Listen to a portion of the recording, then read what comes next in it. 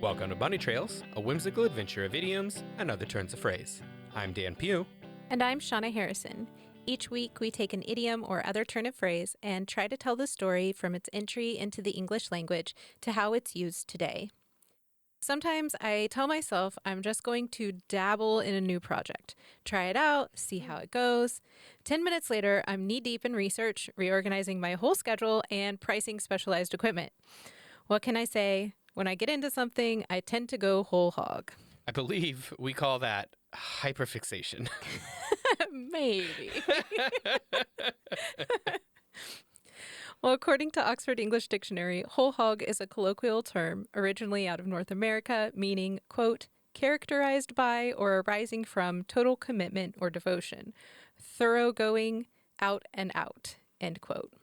I certainly know people who have gone whole hog at a variety of things, so I'll be very interested to hear where this comes from. Yeah, some other phrases that mean the same thing include going all out, giving it one's all, full out, and full throttle. Okay. So you may have heard some of those. Well, I would imagine this probably started in roughly like the 1700s, but because if it's a North American thing and it's English, then it was probably, like the late 1600s, but it probably didn't happen that fast. So I'm gonna guess in the 1700s here. Okay. See if you're right. All right. Well, a hog in the phrase likely draws on the idea of the animal itself, right? Pigs are all-in eaters, rooting and consuming everything in their path without restraint. They will eat everything. Anything you give them. So whole hog, it evokes the image of doing something completely, thoroughly, or without holding anything back. Additionally, when ordering pork, people could order a whole hog or a whole pig. So taking the whole pig, so to speak, rather than just a part. That also applies in the phrase's early use. Interesting. So. And that was a kind of a treat or something special, like being able to afford to purchase the whole hog was a big deal. So you're like going all out for whatever it is. Yeah, I should say so. So we see an example of this idea in 1789 in the collective work American Museum or Repository of Ancient and Modern Fugitive Pieces, etc., Prose and Poetical. Prose and poetical. Quote, such Mahomet's mysterious charge, and thus he left the point at large. Had he the sinful part expressed, they might with safety eat the rest. But for one piece, they thought it hard, from the whole hog to be debarred. End quote. Boom, rhyming, I love it. My favorite poem I've heard today, right there. Very good. There you go. Once you got charge and then you hit large and I was like, I'm so excited. So in that one it was explaining why they couldn't separate the piece from the whole. So that was like getting close there, right? By the early 1800s, the metaphor was well enough understood that it could be applied figuratively to people, actions, and political commitment. Sure.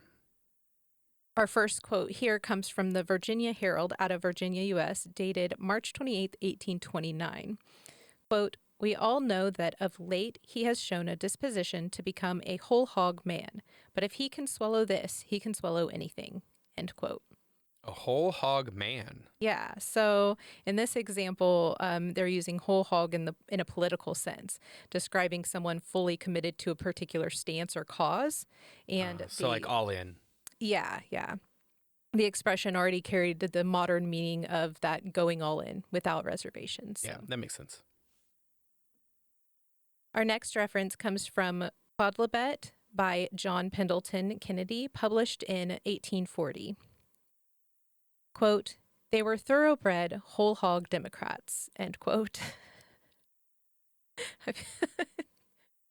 Still get those phrases.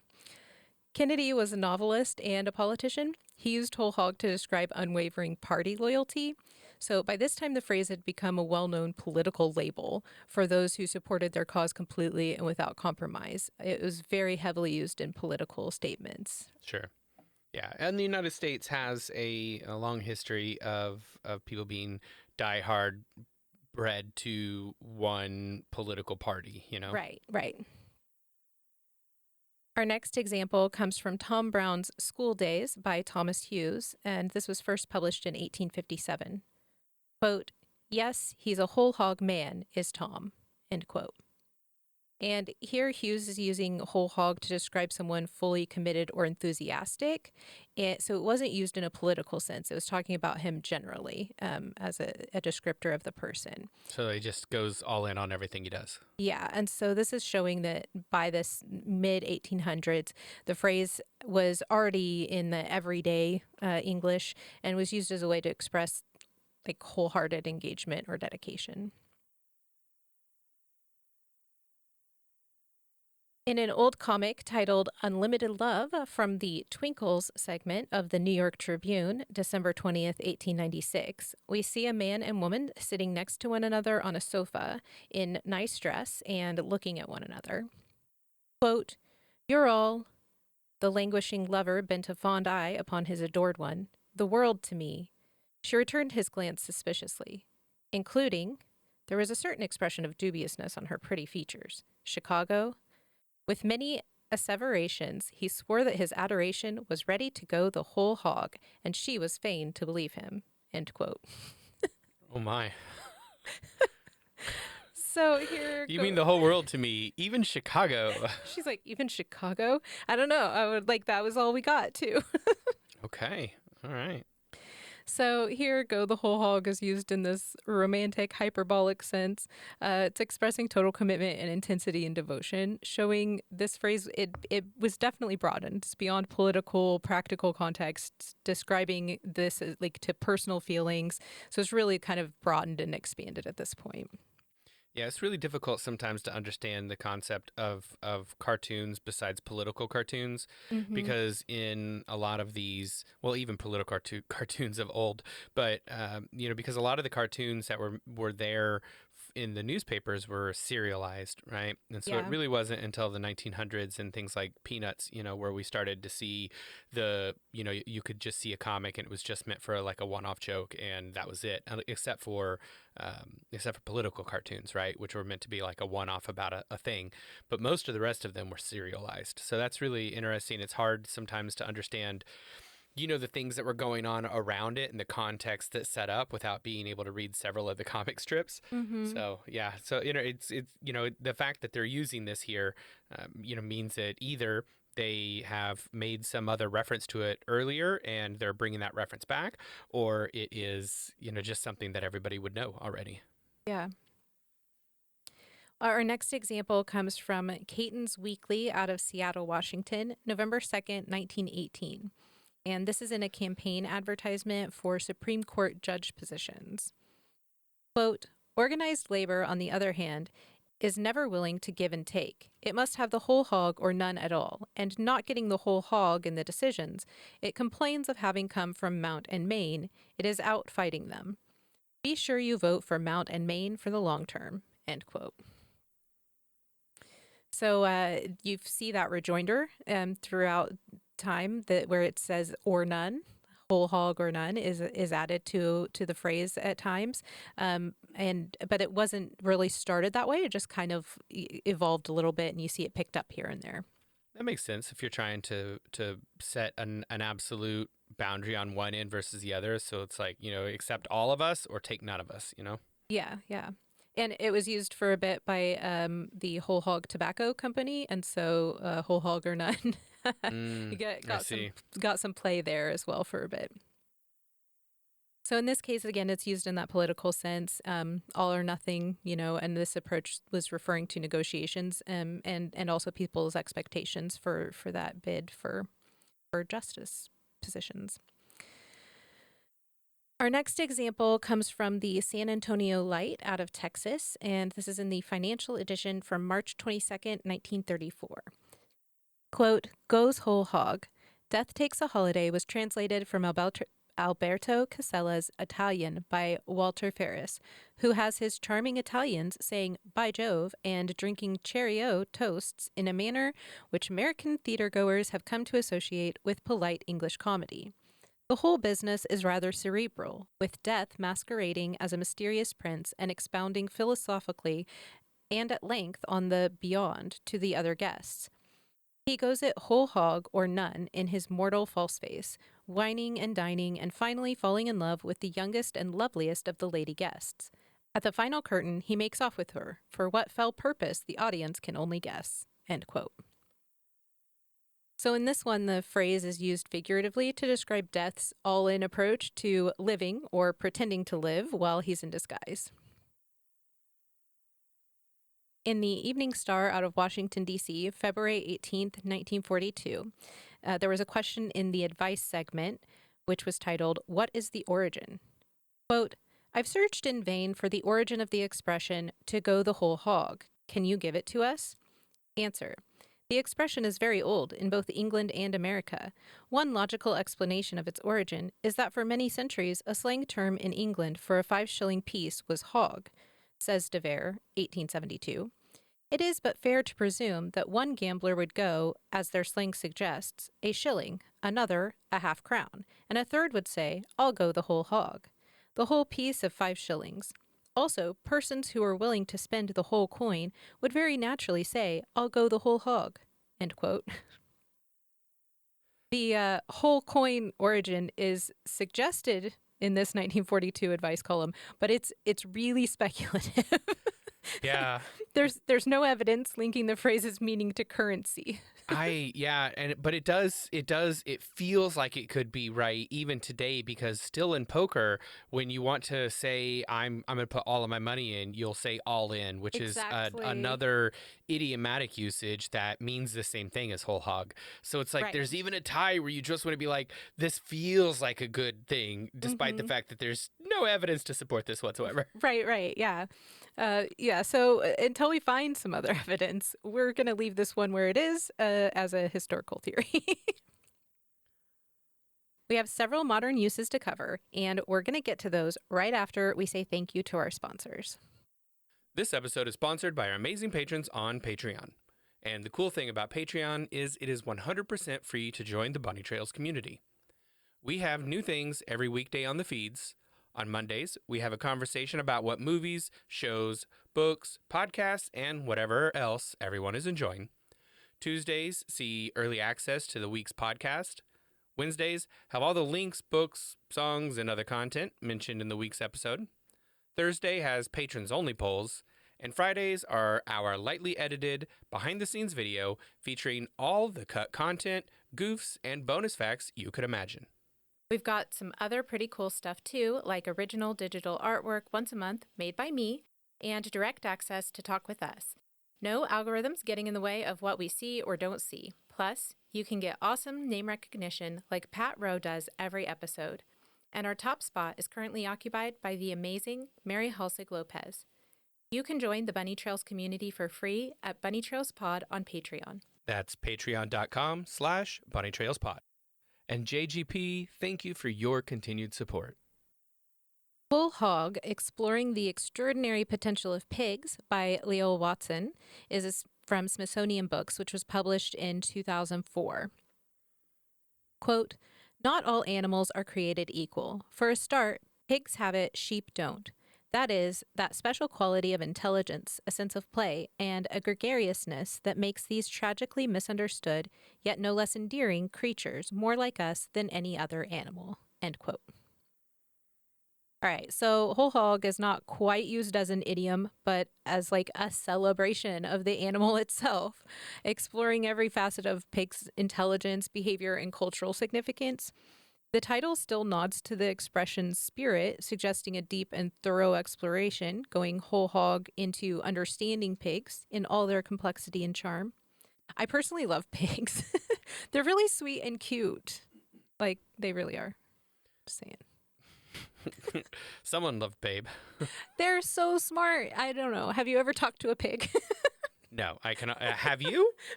I mean, they don't really say anything back. Okay, all right then. But it's like they can hear you. That could describe babies as well. Yeah, see? Exactly. They're really smart. Like if you compare... I absolutely... Now, I'm not saying pigs aren't smart, but I'm just saying if we're talking about the baby connection, babies are dumb. They don't know anything except instinctive stuff. Yeah, but they learn... That's all they know. They learn super fast. That's all I'm saying. I guess, yeah. They're not really like pigs, though. Yeah, pig babies can take care of themselves very quickly, whereas human babies like human babies. Nope. That's all they do. They cry just like human babies do. Mm-hmm. The mom will come and get them and feed them. Okay. All right, in 2021, the Whole Hog Bluegrass Band shared the song Whole Hog on YouTube. I don't know what else to say except that it's everything you might expect from the Whole Hog Bluegrass Band. They're great musicians. You have a full bass, banjo, guitar, and a fiddle or violin. I still don't know how to tell, or maybe like all violins are fiddles, but not all fiddles are violins or something like that. Yeah, it really depends on whether or not there's a guy named Johnny and a contest and someone Oh, and the is in devil. Georgia. Yeah. Yeah. But truly, this group, they're talented, and this is an instrumental piece, but it feels like it tells a story. I'd say it's definitely worth a listen. There's another song that I'd like to discuss by the Mud Club. The song Whole Hog was released in 2025, but we're actually going to save this one for the behind the scenes segment, which airs every Friday on Patreon. That's at patreon.com/bunnytrailspod. Yeah, there you go. If you don't sign up and join the Patreon, you don't get to hear it. Now I'm really interested though. That's a little bit of a teaser, but now there's not enough information for me to go like, I don't care about that. I do. Yeah, you just Yeah, have to it's go. a good tease. The Whole Hog Festival is a fundraising event held annually in Spring Hill, Tennessee for the Well Outreach. The title applies both a literal and playful use of the phrase. The event includes live music, vendors, a hog riding machine called the Bucking Pork Chop, a hog calling competition, and what appears to be like a whole lot of good Tennessee fun. Bucking pork chop. Absolutely brilliant. So here's what their website says about their goals. Quote, the Well Outreach believes no one should go hungry. As a trusted food pantry in our community, we are committed to providing nutritious meals to families facing food insecurity. With your support, we can continue to serve those in need, ensuring that every person, regardless of their circumstances, has access to food and hope. End quote. So they're doing some good things for the community and having fun, and I think that's great. So Doing good and doing well. Swine Curriculum Level 3, Going Whole Hog, is offered by the National 4-H Council. Here's a little about the curriculum. Quote, advanced youth will plan a breeding system, judge breeding gilts, design a swine operation, complete a job application, explore career opportunities and international markets, plus many other challenging activities. End quote. So going whole hog is used as like a clever play on words here, merging the literal focus on swine with the idiomatic sense of total commitment. The title, which I think you have to be if you're doing 4-H stuff. Yeah, or animal husbandry, you Yeah, have to plan a breeding system and judge breeding gilts. Yeah, as an okay. advanced youth, yeah. Really need to be all in on that. Yeah, I go think so. whole hog. So I think the title captures the spirit of the program, and it encourages students to, like fully immerse themselves in advanced hands-on learning about the swine industry. This makes me think of the movie City Slickers. Like is that the one where he's wearing the shoes? Like, Got to be honest with you, most movies I've ever seen, people are wearing shoes. Like not all, but a lot. okay, A lot. I think that that's you know what? Yeah. Anyway, moving on. Whole Hog Cafe, a veteran-founded and veteran-owned restaurant based in Arkansas, brings regional barbecue styles together under one name and one philosophy: going whole hog. Quote, Memphis, Kansas City, Carolina, Texas, ribs, brisket, pulled pork, chicken, turkey, and smoked sausage. It all meets in Arkansas, the epicenter of American barbecue. As a veteran-founded, veteran-owned company, Whole Hog Cafe has been proudly serving Arkansas barbecue since 2000. We dry rub and slow smoke our meats fresh every day, using the same recipes and techniques that helped our founders earn world champion status in competition barbecue in 2002. End quote. Okay. All right. I have, as a person who grew up in Texas with good brisket and lives near Kansas City now, which has had really good barbecue. From Kansas City, and so I'm sitting here like, I'm sorry, you said when that. you Who's say the epicenter of American barbecue in like, Arkansas, which I have to admit is not known for any of its particular style of barbecue, does that mean like Yeah, they're like all the saying states you listed weren't Arkansas. no. I think what I'm asking is, if are they saying like if you drew a really big circle between Memphis and Kansas City and Carolina and Texas, Ooh, would they be yes. kind of in the middle of it? Is I that what they're going for? I Maybe feel like maybe that is because because I could buy that. yeah, Sure. sure. All right. Okay. Yeah, that's fine. Yeah, I think you found it. Yeah. So the name Whole Hog Cafe celebrates both tradition and total dedication. The phrase captures the restaurant's all-encompassing approach to barbecue, honoring every style, every cut, and every bit of effort that goes into doing something completely and wholeheartedly. Isn't that nice? They should use that. TM TM TM TM. All these people better pay me. Is that how that works? I wish it was. Whole Hog Beer, a craft brewery brand, takes the phrase whole hog as a badge of pride and philosophy. Quote, "We are whole hog. We challenge ourselves to craft the biggest, boldest brews we can envision. If it can be knocked up a notch, we knock twice. These are next level brews, innovative and outstanding. We throw everything we have into them and never save anything for the trip back." End quote. There's a lot of hyperbole going on in that. If it could be knocked up a notch, we knock twice. Oh, okay, cool. Okay. All right. We are whole hog. Okay, we are Marshall. Got it. I'm gonna say I love how passionate brewers are. Like I mean, they're just drinking all the time, right? they're so passionate about the like makeup of their beer or whatever it is that they're making. I think it's fantastic, and I think this company like Oh. they're bringing in creativity. I just went to the website. They are from Wisconsin. Yeah. So this tracks. This tracks. Totally tracks. Okay, kick it up a notch too. I think it's great. They're excited about it. That's how it should be. All right, finally, here's a piece titled Whole Hog that comes from a post by Meat Church BBQ, and that's MEAT, Meat Okay. Church. Yeah. Meat church. yeah. I'm gonna worship at the meat church. There you go. Oh, actually, that sounds vaguely sexual. Never mind. Never mind. Maybe more than That's not vaguely. the way I didn't mean it sexually. I meant it gastronomically. Gastronomically? Yep, That that was the word I sounds was gonna go with. Yeah, Gastronomic. gastronomic. That just means I like my tummy likey. Okay. I'm gonna take that part back too. Never mind. So anyway, this one uses the phrase, but it's just focused on cooking a whole hog. I felt like I had to include at least something for those of you who were listening for cookout tips. So Okay. here's part of the post. Yeah. Are we doing a pit? Are we building a pit? Doing a Yep. pit smoke? We're here for it. Oh yeah. Quote, "Building a cinder block pit to smoke a hog is taking whole hog cooking back to the old school methods. Honestly, as a barbecue nerd, there is nothing more rewarding than this entire process. We hosted my buddy Michael Letchworth, partner at Sam Jones Barbecue in Ayden, North Carolina, to come to Texas and walk us through this process that the legendary Skylight Inn has employed since 1947." End quote. So they share photos of various stages, an ingredients list, which includes the cinder blocks and all of the things that you need, the pig, the hog, and the cinder blocks and everything, as well as some photos of a hog that the squeamish out there might be less interested in seeing, so just use some caution when you're scrolling.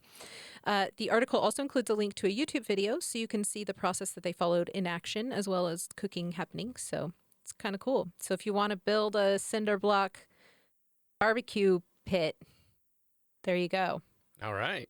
And who wouldn't want to do that? I'm sure you Yeah, can just do that. I Just don't do know. that in the green space at your apartment complex. They It will be won't no mind. problem. Maybe on the rooftop. It's hard to do a pit on a rooftop by definition. Yeah. Please don't do either of those things. If you do, don't tell anyone where you got the idea. Yeah, definitely. Don't do anything we say. Going whole hog is a fun phrase. I kind of feel like I should start using it more. It captures that like full throttle, all in kind of energy, the moment when enthusiasm outweighs hesitation. Of course, not every situation calls for it. There's value in pacing yourself and knowing when to hold back. But sometimes, when the timing is right and the spark hits, it's worth it to throw yourself in completely, to go the whole hog and enjoy every bit of it.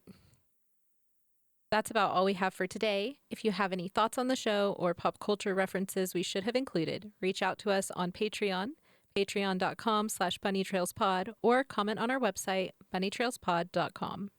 Right. It is patrons poll time. Recently, we asked our patrons, which of these less traditional hobbies would you be interested in trying? Here are the options, and since some of them are a little out there, I'll give you just a quick explanation. Urban exploration, which is the exploration and photography of urban buildings, usually abandoned structures. Competitive eating, compete to eat large quantities of food in a given time. Soap carving, an art form where soap bars are sculpted into decorative shapes or figures. Extreme ironing, which is where you take an iron and a board to a challenging location, and you're judged on the quality of your ironing, the creativity, and the difficulty of the location. And finally, conlanging. This is the creation of constructed languages, conlanging, with examples like Klingon or Esperanto or Dothraki. So the winner of these was urban exploration, followed by a tie between conlanging and soap carving. Rounding out the end were competitive eating and extreme ironing. Here's my thing before you go on is that extreme ironing, fine. I can see that as a hobby. Competitive eating is competitive, so I don't think that qualifies as a hobby, right? Well, I Or mean, maybe, I don't even know. probably if you're like, yeah, if you're out there on July 4th slamming down hot dogs against Joey Chestnut, then I don't think it counts as a hobby anymore. Oh, But right. But if there's like a pie eating contest and whoever shows up, shows up. yeah, I think we're thinking more on that kind of stuff, or maybe going to like those places that have like if you can eat this whole meal in an hour, it's free kind of thing, that kind of stuff. Okay. So Yeah, I think sure. it's probably Yeah. thinking more of that kind of stuff. But I feel like those are just dangerous. Like, all of these are dangerous. I would fall off the side of a mountain trying to iron a pair of pants, and that just seems weird, right? that one does not appeal to me because I was a military brat. Like, I had to iron stuff from the time I could walk or something. And I'm like, I don't think that that's extreme. It's just. Well, but if you were literally on the tippy top of Mount Everest trying Yeah, to do I it, want to see somebody do this with like music going on too. Some of that like edgy rock like listen, I stuff. believe there's probably a competitive ironing TikTok, whatever that you could jump in on. Let's hear from our patrons. Jan said, quote, "My metabolism couldn't handle it, but competitive eating sounds nice. I'd never win, but think of all the cool foods to try." End quote.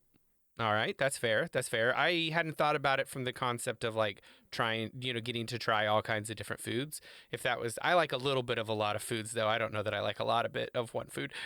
Yeah, I mean like okay, so I can hardly eat my whole meal ever, so I feel like So that's yeah, a, it would I not won't be try for that you. one. But that's Jan said his metabolism couldn't handle it either. So Right.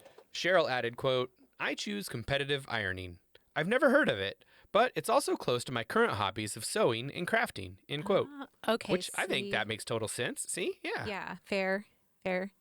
JGP shared, quote, "None of them really sound like something I'd do.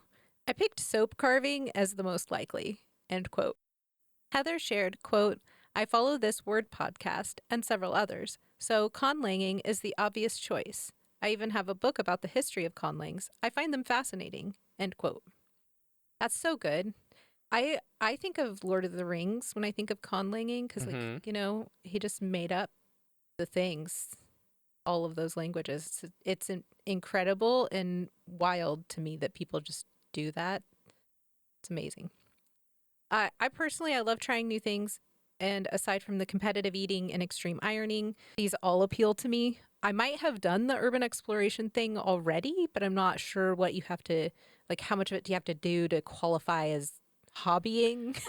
I think it's a matter of how often, like if you did it once, it's not Okay. really a hobby. But if you like, I do it, a couple times a year, then now I think it could be a hobby, right? Yeah. So, like, when I used to follow this abandoned buildings page, Yeah. Yeah. Well, did you go to the abandoned buildings, though? That's the question. no, like, maybe a few. Okay. All right. Well, so you probably have already done this then. Yeah. Okay. Well, I like hiking, so I think urban exploration would probably be the best fit for me. I've also done some whittling back in the day, so maybe I would try soap carving. I will say I don't love ironing, even in the best of locations, so that's probably not going to be an option for me. Now, conlanging is really cool, and I played around with Klingon back in the 90s. I was definitely a Star Trek geek and was very into The Next Generation and Deep Space Nine.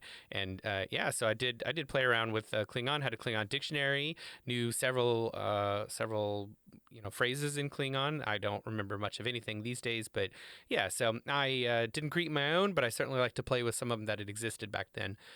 But I think it would be over my head to create a whole new language as that would go. Well, as a reminder, our silly polls mean absolutely nothing and are not scientifically valid. And patrons of all levels, including our free tiers, can take part. Head over to patreon.com/bunnytrailspod to take this week's poll. Thanks for joining us. We'll talk to you again next week. Until then, remember, words belong to their users.